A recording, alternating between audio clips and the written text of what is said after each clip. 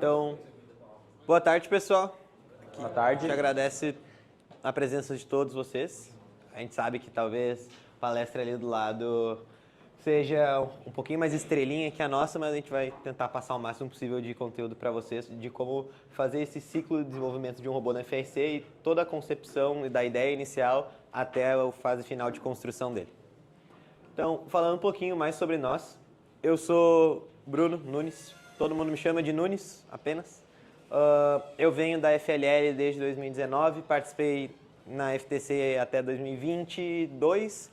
2022 eu comecei a entrar um pouquinho na FRC, fui aluno até a temporada de 2024, optei por ficar como mentor em 2025 do 1156 e também continuo atuando como mentor da FTC ali desde 2023.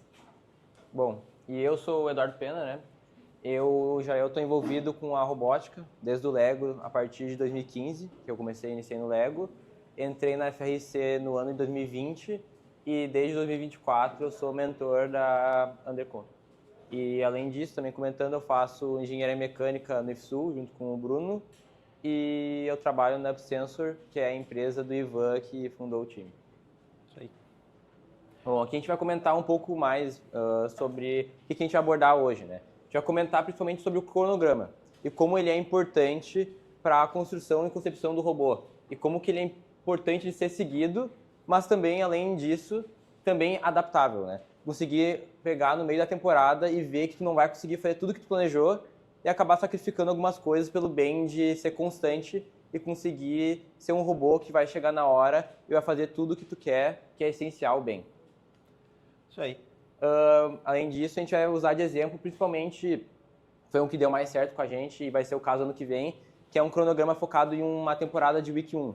Um robô que vai ser feito para uma Week 1, que vai ser o caso do ano que vem, né? E a gente também foi com a Viper, que foi Week 1. Antes disso, de começar a parte das temporadas, né, da temporada Season mesmo, a gente vai comentar sobre algumas dicas e preparações para a temporada, para não deixar as coisas para fazer quando começar ela e conseguir antecipar e deixar economizando tempo, né? Então a gente bota ali definir lideranças na equipe, né? É muito importante a gente conseguir definir quem vai ser o líder de cada área, para a gente conseguir saber sempre ter alguém de referência para em cada área e pessoal novo principalmente para se organizar, pessoal novo mais experiente, ver quem vai ser o líder para conseguir na hora de precisar, der um problema, alguma coisa, saber quem consultar. Depois disso, também participar ou realizar workshops, né? O exemplo que a gente está tendo agora do nosso workshop, que vocês estão participando, né? Também um exemplo muito bom, que a gente se inspirou, é o workshop mesmo do City Circuits, que é algo muito interessante que a gente recomenda também, de dar uma olhada lá, que eles têm temas muito importantes, ideias deles que eles passam adiante, né? Que é muito bom vocês, principalmente na pré-temporada, darem uma olhada no que as outras equipes fazem, para tentar ver outras visões, ver o que se encaixa para a equipe de vocês, para tentar melhorar como vocês se organizam. Junto disso, né, vai projetos off-season. Projetos off-season não se limitam a fazer robô, né? Fazer robô é o principal. Mas vocês botam principalmente a aprender mais coisas, né? Fazer um cadaton, que nem comentaram, participar de cadaton, fazer um robô novo, aplicar também conhecimento de elétrica, enfim, botar a mão na massa para conseguir aprender mais coisas, né? Porque é melhor tu fazer e aprender antes do que tentar fazer uma coisa nova na temporada. Já ter um conhecimento prévio para tu ter a confiança de botar ele em prática na temporada. Junto disso, a gente também importante fazer a arrecadação de fundos. Nesse aspecto, eu boto mais de fundos que a gente faz de brechó, a gente faz de vender feijoada, toda essa questão que a gente faz, mas principalmente a gente faz essa parte focada para conseguir levar o máximo de estudantes para a competição. Também é importante ver a questão de patrocínio, mas essa parte a gente está comentando sobre levar mais estudantes possíveis, né? Porque o patrocínio também é importante para a parte de estrutura, né? Tanto estrutura do laboratório, também conseguir mais equipamentos para o robô, também é muito importante. Por fim, análise de outras equipes, né? Junto com a parte do projeto off-season, é muito importante sempre acompanhar claro que é chato, a gente sabe disso, mas tentar sempre, de vez em quando, parar ali um tempo, umas horas do dia, na semana, para olhar o TIFF Delphi, ver o que o pessoal comentou, principalmente antes, revisar umas threads do pessoal que está comentando, time grandes comentam, passam experiência adiante, tudo mais, e analisar, além disso, tem outras coisas interessantes de ver, behind the bumpers, é muito legal que tu consegue ver detalhadamente como as equipes fizeram, o robô deles, como funciona tudo, programação, tudo. Isso também tem por trás das quadras, quem tem a comunidade faz. Esse tipo de coisa é muito importante fazer antes para conseguir aprender antes da temporada começar e já estar confiante para isso. Isso. E para completar o que o Pena falou, essa questão também que vocês participaram agora do campeonato aqui do Rio Grande do Sul, é ele que vai mostrar para vocês o que vocês podem melhorar, principalmente na questão do robô e nos processos de construção de vocês. O Pena sugeriu construir um robô novo, do zero, ou fazer alguma coisa mais ousada nesse período, justamente porque vocês não têm a pressão de ter que passar para alguma outra etapa como o Mundial. Vocês podem fazer o que vocês quiserem, com um tempo um pouquinho maior, e vocês vão conseguir ainda jogar e colocar na prática o que vocês fizeram para ver se realmente foi bom ou se tem alguma coisa que vocês erraram e que vocês têm que melhorar para quando chegar realmente a hora da temporada. Bom, aqui mais outras coisas que é importante fazer, né, para a pré-temporada, a gente bota organizar o laboratório, né?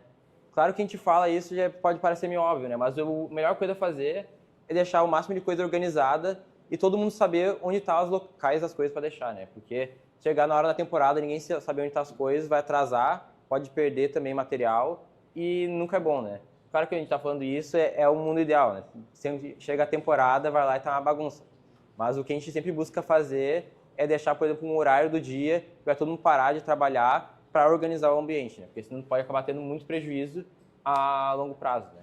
Também outra coisa muito importante que a gente bota é comprar os materiais utilizados com frequência, né? Consegue, de certa forma, prever o que tu vai conseguir, o que tu vai precisar para a temporada, né? Então, vai precisar chapa para o robô, vai precisar de alguns parafusos de madeira para quadra, madeira para quadra, sarrafo, chapa. Esse tipo de coisa que tu sabe que tu vai precisar, não precisa esperar começar a temporada para tu ver que tu vai precisar de novo, né? Tu pode ver o que tu sempre usa com frequência e já deixar separado para quando chegar lá, vou precisar comprar. Daí tu vai ver, não tá faltando, tem que esperar 2 semanas e tá no meio da temporada apertado, né? Tu pode comprar tubo, pode comprar tudo, ainda mais materiais. No nosso caso, a gente compra tubo de espessura 2 milímetros, mais grossos que a gente usa na tração.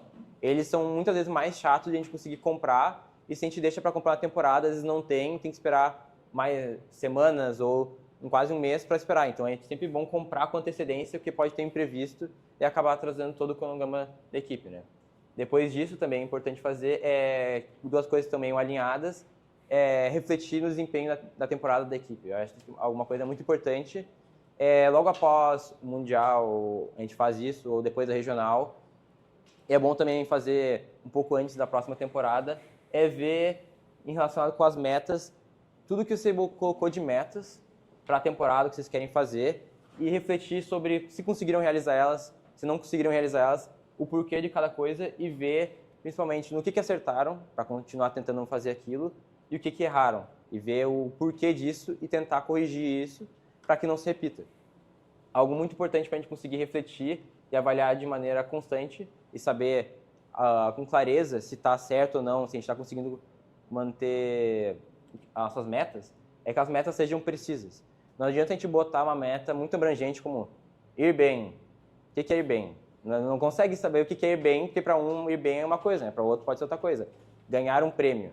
Ganhar um prêmio é algo já é mais específico, mas já continua sendo mais abrangente. Algo muito bom que a gente bota são coisas mais específicas. A gente quer, por exemplo, ganhar o Impact. Queremos ser capitão de aliança. Queremos ser o melhor robô. Isso já é mais abrangente, mas o que tem a melhor pontuação relacionada ao nosso scout. Queremos ganhar tal prêmio específico. Queremos ir para Einstein.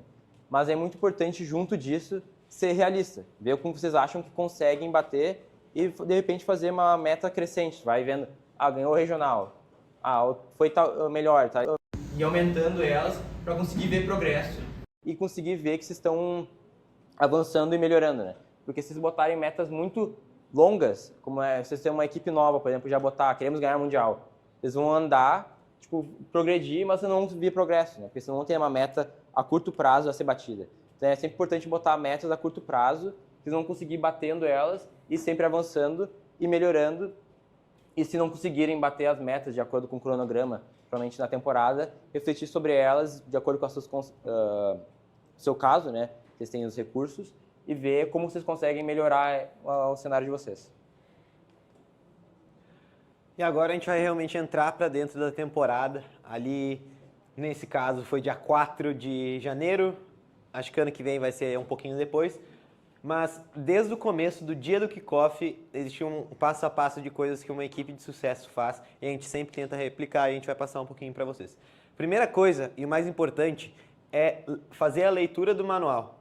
O manual no início da temporada é a bíblia de vocês. Vocês têm que ler de cabo a rabo, decorar a regra, principalmente coisas mais importantes para a construção do robô de vocês, que é onde a maioria das equipes erra. Fiquei 4 milímetros maior que o frame. Eu passei 2 quilos do peso. Esse tipo de coisa, a todo momento tem que tomar cuidado e verificar. Será que mudou essa regra? Será que continua igual ao ano passado?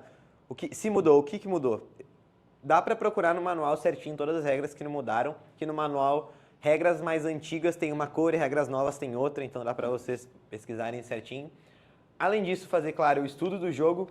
Obviamente que o estudo do jogo no kickoff ele é muito para direcionar as metas das equipes de vocês a construírem seus robôs, mas também, e eles pode ser um pouquinho defasado com a evolução do jogo, que nem 2024, as 2 primeiras semanas tinham meta e depois foi mudando.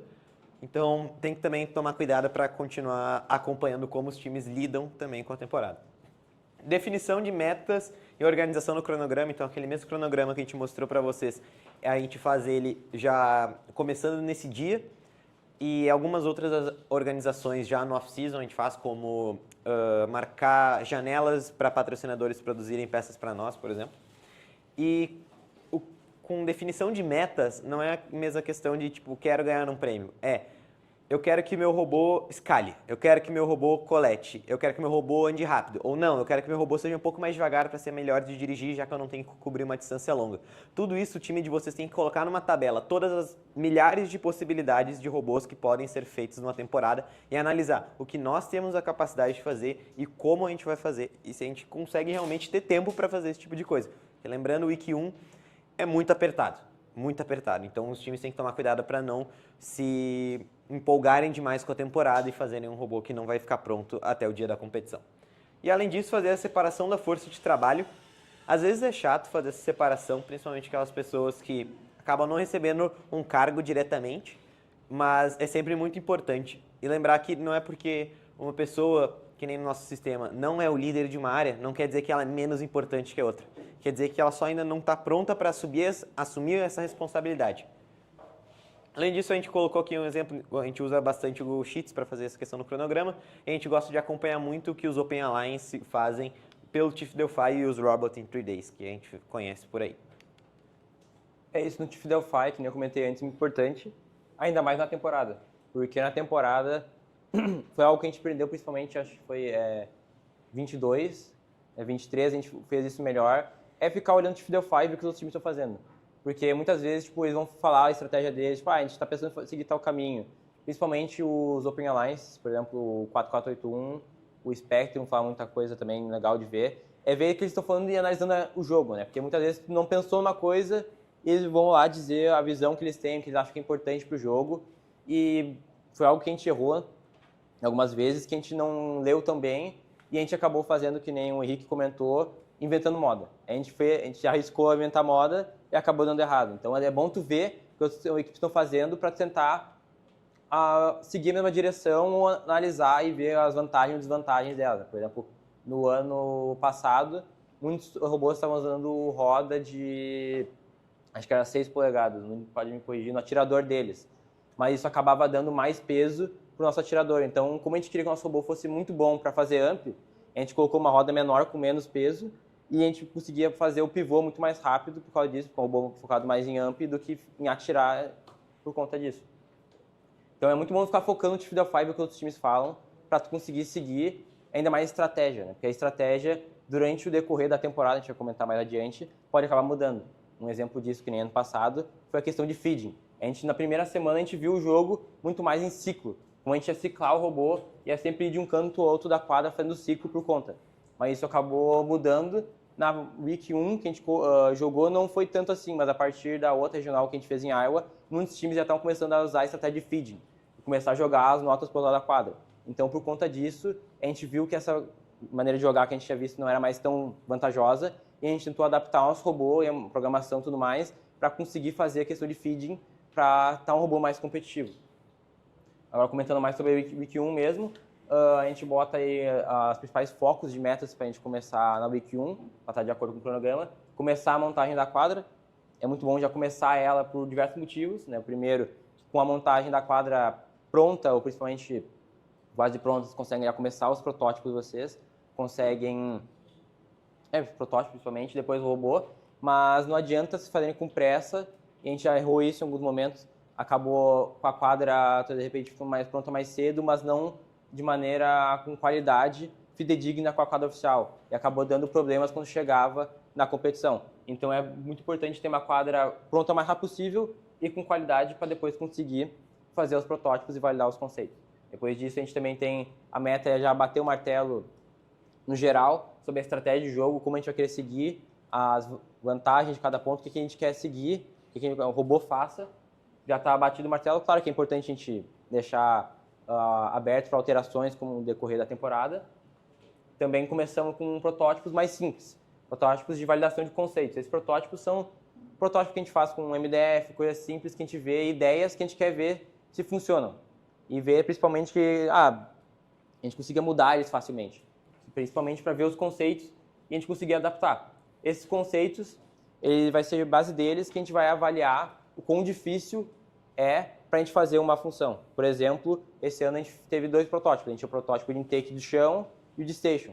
Com esses protótipos e a maneira que a gente via que eles estavam andando e a complexidade de cada coisa e quão bem cada um funcionava, a gente avaliava se a gente ia continuar investindo esforços num conceito ou no outro, para a gente conseguir ter um robô com a maior qualidade possível de acordo com o esforço e a pontuação e as vantagens que a gente vai ter com esse esforço. Depois a gente também já deixa meio encaminhado o robô e a estrutura do chassi para a gente conseguir escolher o tamanho dele já de acordo mais ou menos com os conceitos que a gente está vendo que está dando mais certo, para a gente poder começar a produção da BLPAN e os tubos e tudo mais para a gente já ter o chassi pronto o mais rápido possível.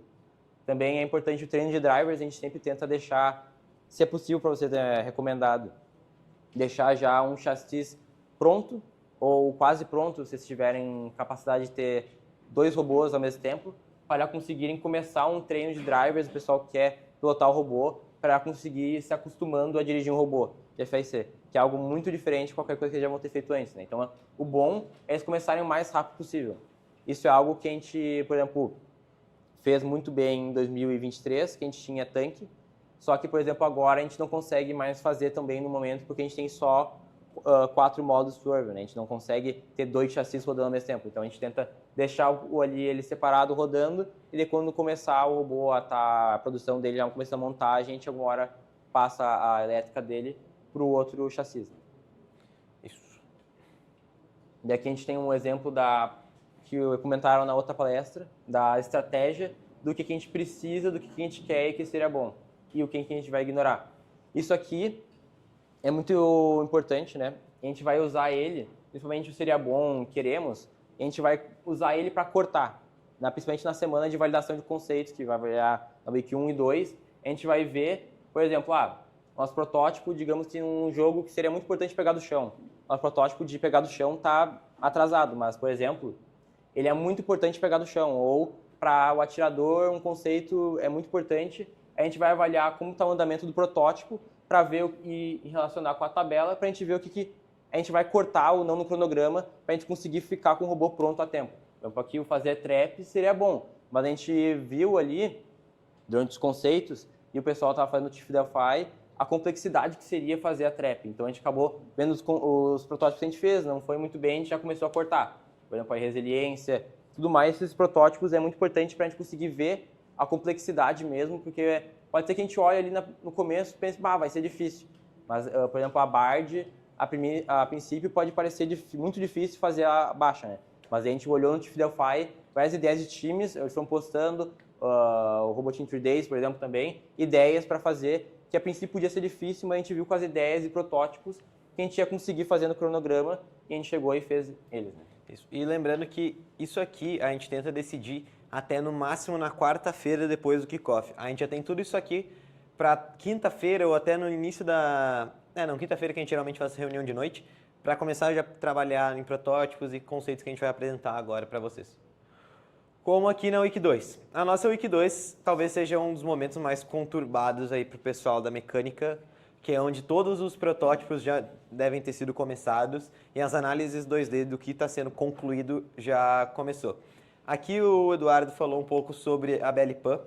Em 2024, como era o Week 1, a gente tinha muita dificuldade em decidir um tamanho de chassi, justamente pelo como o nosso protótipo de coletar do chão estava se comportando em relação ao tamanho do chassi.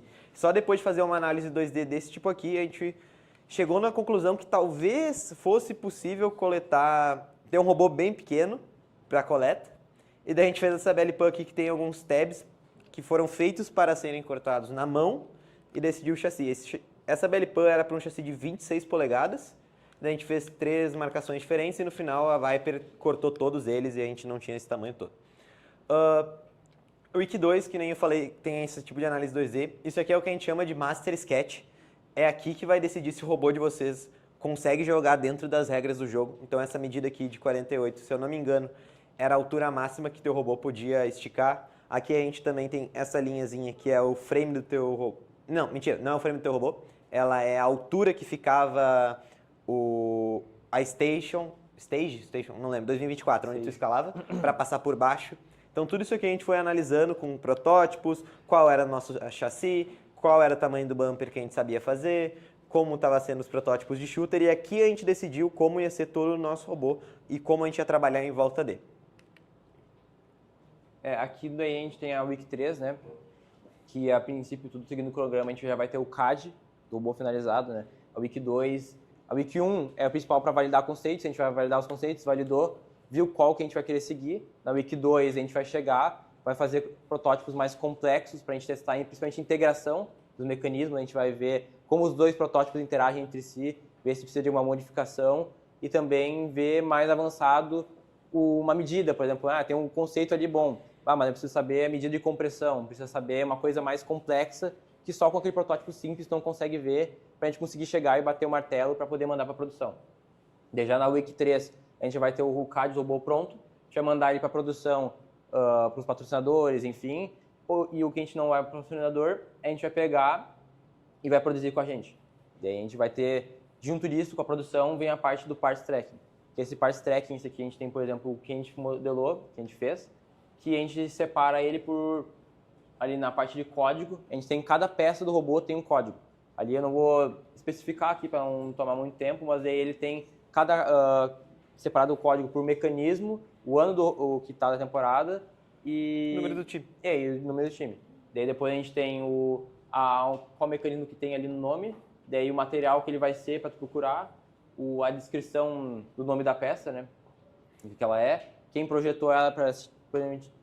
se der um problema, tem uma dúvida, tu olhou o desenho ali e tu ficou com uma dúvida, para tu chegar lá e tu perguntar para quem projetou, para tu conseguir tirar a dúvida antes de produzir ela, a máquina que vai ser feita, a quantidade dela e o status dela, que digo que o status e a quantidade seria uma das partes mais importantes, principalmente na existência do parts tracking, para que tu consiga evitar problemas de comunicação.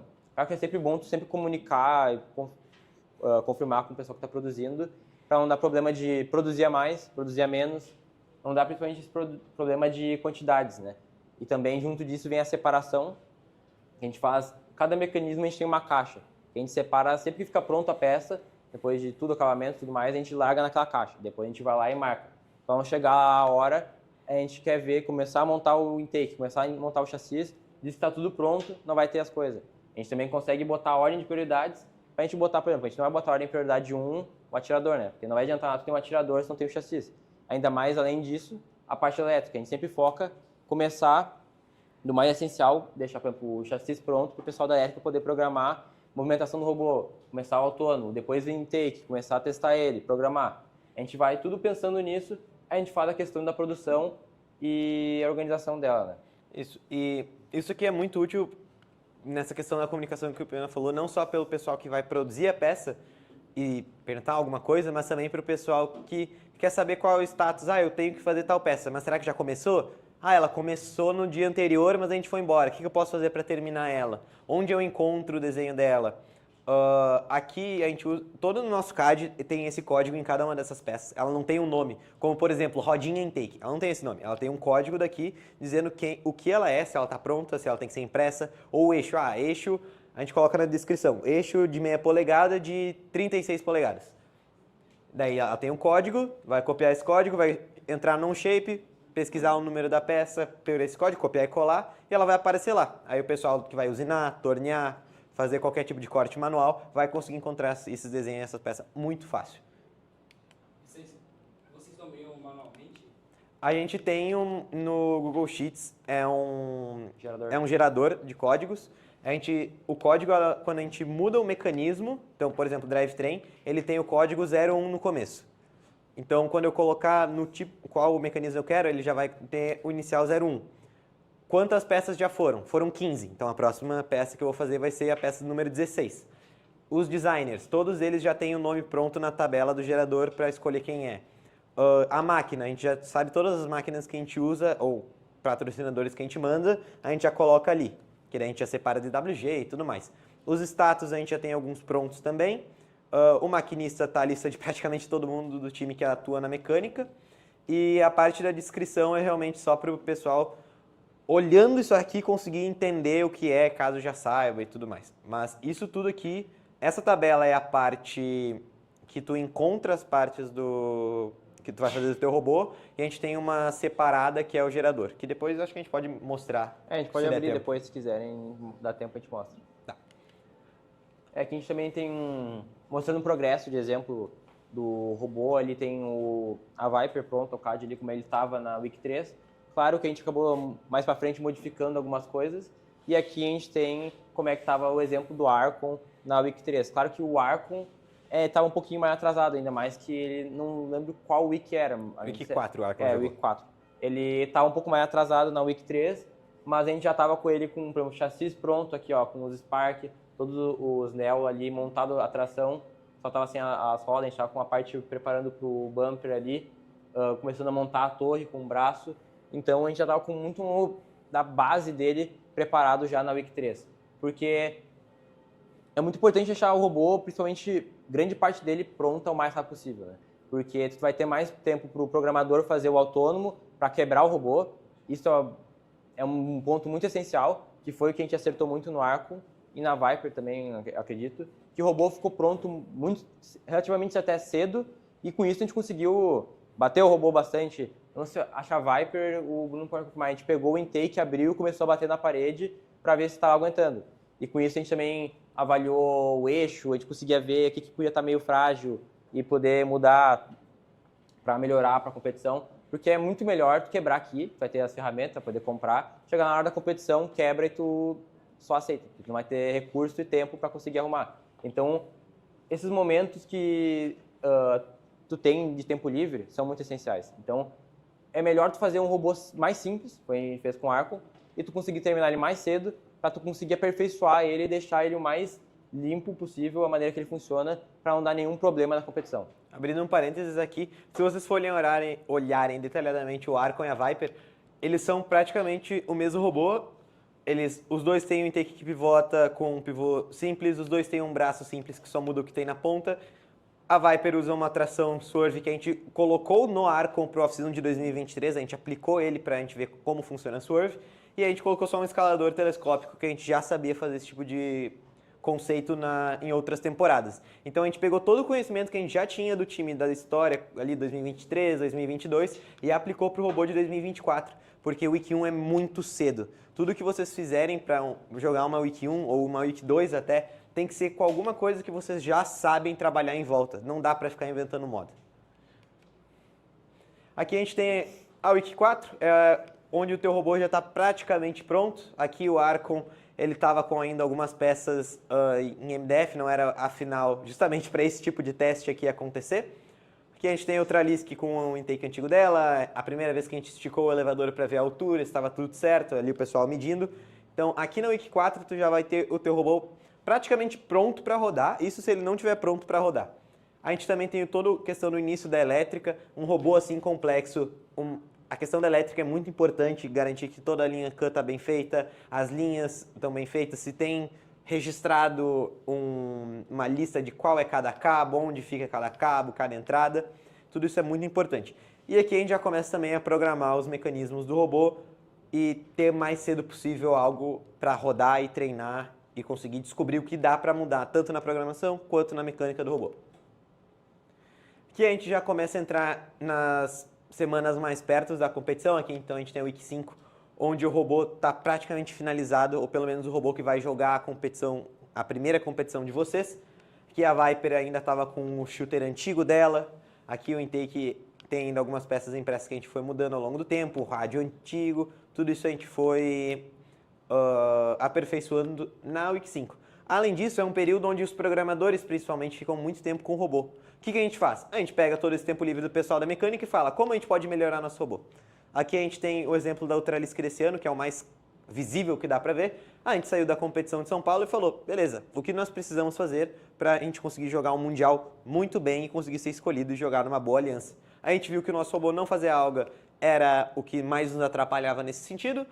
A gente fez um coletor de alga e um pontador de alga, que no final ficou muito bom, a gente conseguiu coletar no chão, mesmo não sendo uma das maiores prioridades do time nesse momento. Mas esse tipo de coisa é muito importante caso já tenha alguma vaga para o Mundial.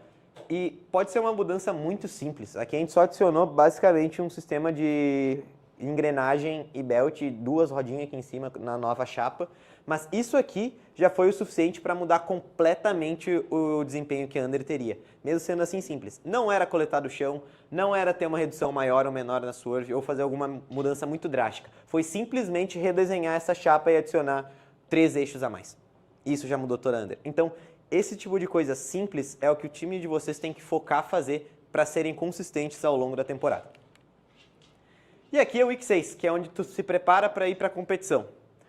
A competição ela exige muito de um robô, principalmente um robô que tem muitas partes móveis ou partes frágeis, impressão 3D, coisas que giram muito rápido. Todos esses extremos levam um robô a quebrar. E é por isso que vocês têm que produzir peças que são sobrantes extras para conseguir trocar rápido na competição e conseguir jogar todas as partidas possíveis. Porque se o time de vocês não conseguir vaga para o Mundial, pensem que vocês vão jogar... Vocês com certeza vão jogar entre 13 e 14 partidas. O trabalho de vocês de 2 meses vai se resumir em 13 e 14 partidas. Então, não jogar uma partida custa muito caro, tanto para o time quanto para o pessoal que trabalhou tão duro nisso. Então, tenham peças extras, saibam como trocar rápido, tenham um design que seja robusto para evitar trocar toda a partida, porque come tempo, é cansativo. Às vezes o pessoal tem que pular um almoço e ninguém gosta de pular um almoço. Então, avaliar toda essa questão de produção. E essa produção, ela também entra no Parts Tracking. Quando a gente terminar de montar o robô, a gente vai reatualizar todo o nosso Parts Tracking para fazer todas as peças spare dele e falar, chapa do intake tem que fazer 8. Tem que fazer 2 shooters extras. Tem que comprar 4 belts a mais, porque a gente sabe que isso fica fora do robô e o robô vai bater na parede, ou em outro robô, ou vai travar. Então, tudo isso tem que tomar muito cuidado. Uma história interessante disso, no off-season de 2023, o nosso robô não tinha spare no intake para uma das correias. O que aconteceu? Uma partida, travou o intake, arrebentou a belt. Não tinha. O que a gente vai fazer? O nosso mentor teve que desesperadamente encontrar uma loja de correia no Rio de Janeiro. Apareceu a primeira no Google, ele chamou um Uber e foi. No final, ele estava em cima do Morro do Jacarezinho com o Uber dele comprando uma correia. Num lugar extremamente perigoso. Porque o time realmente não se ligou que tinha que ter essa correia e tinha que ter, senão ia quebrar. E uma coisa, robôs quebram. Não importa o que vocês fazem, vai quebrar. Então fiquem sempre preparados. Aqui a gente coloca o Week 7 também, porque mesmo sabendo que em teoria são 6 semanas de temporada, tem ali uns 5 dias antes de vocês viajarem para a competição. Aqui a gente faz toda a questão principalmente do autônomo. Nesse estágio aqui, o nosso robô no teleoperado ele já tem que estar funcionando perfeitamente como a gente quer. E aqui a gente começa a fazer a gente deixa ele mais limpo, deixa ele mais rápido, consegue fazer autônomos assim que nem o de Brasília na Viper. E fica muito mais fácil na hora de competição ter algo assim e ter um bom desempenho, né? Porque parece que vai sobrar muito tempo para vocês. Mas é só porque vocês ainda não conseguiram descobrir quais tarefas vocês precisam fazer no robô de vocês, caso vocês seguirem aquele cronograma inicial que vocês fizeram. E no nosso caso, a gente desmonta o robô para ir para as competições. Então, 2 dias, 1 dia antes de viajar, a gente desmonta o nosso robô. O nosso robô todo ele é feito no projeto para ser completamente desmontado. A gente separa ele por mecanismos. Então, aqui a gente tem as chapas de alumínio do intake da Viper e o chassi dela é um volume. a gente tinha o braço e o atirador como outro volume, e os bumpers e o intake era outro volume. É bom lembrar também, pessoal, a gente não colocou aqui na nossa apresentação, mas o robô de vocês tem que ter pelo menos 2 bumpers, um azul e um vermelho. Então, tem que lembrar que em algum momento os bumpers têm que ser feitos. A gente não colocou aqui porque a gente não segue muito bem esse cronograma, mas tem que ter sempre um bumper pronto. Por último, a gente tem preparação para a competição. Aqui a gente botou algumas coisas que não tem uma data específica, mas que tem que ser feitas antes da competição, que a gente bota assim, umas dicas, né? Aqui principalmente a gente tem primeiro ali organização de caixas para a competição separadas por mecanismos, junto com aquela parte de spare parts, a gente coloca isso, que a gente faz o que atualmente? A gente tem várias maletas, a gente bota, cada maleta a gente tem para cada mecanismo, que ali a gente vai ter parafuso, vai ter polia, vai ter o que a gente tem de spare parts, para na hora que chegar, quebrou, não vai ter que pegar uma caixa ali cheia de coisa largada das spare parts que vocês têm, vocês poder pegar ali, com cada mecanismo ver e conseguir achar com muita facilidade, ainda mais na competição, se você está sempre com pressa. Junto disso, a gente tem ensaio de apresentação, a gente fala nisso mais focado no robô, que eu acho que é comum, a gente também erra muito nisso, mas a gente tem melhorado nos últimos anos, que é pensar na apresentação do robô. A apresentação do robô pode parecer algo muito simples pensar, se um robô é bom, tu não precisa apresentar, né? Vai mostrar na quadra, né? Mas muitas vezes tu tem que pegar e pensar na apresentação. Junto disso também tem o Robotbook, porque a apresentação tem que pensar na maneira que tu vai mostrar para o juiz os melhores pontos do teu robô e conseguir guiar ele nos pontos fortes dele, né? Mostrar tudo que ele tem de bom para convencer o juiz, porque ele não tem todo o tempo do mundo ali para ficar avaliando teu robô. Então tem que sempre pegar, a gente faz isso, a gente segue tipo um guia, de certa forma, às vezes cronológico no Robotbook. A gente vai mostrar protótipos, o que a gente mudou no robô, nosso autônomo, estratégia que a gente tem, quais autônomos a gente tem, como é que é cada mecanismo, como é que é tudo do robô. E a gente usa isso junto com a parte da apresentação ao vivo, que a gente gosta de usar muitas coisas práticas. A gente gosta de levar, por exemplo, em 2023 a gente levava um cano com uma fita retrospectiva para mostrar para o avaliador a nossa automação da Limelight. Quem tinha o robô, ele guiava sozinho para onde tinha o cano em 2023 para jogar o cone, e ele se mexia sozinho para alinhar, para pontuar. Então a gente tinha um cano com a fita, e na hora a gente mostrava para o juiz, a gente pegava o cano e ficava botando para o lado, e o robô girava sozinho. Então esse tipo de coisa prática que tu pode mostrar para o juiz que teu robô, na parte de automatização, ou pontos fortes dele que tu consegue mostrar na prática, ou do processo, é muito bom, porque ele vai pegar e vai ver, vai realizar, porque qualquer um pode dizer que o robô faz aquilo, tem autônomo de não sei o que, tudo automatizado, mas tu mostrar na prática como ele funciona é diferente. Ou como chegou na decisão de fazer esse robô também é muito importante.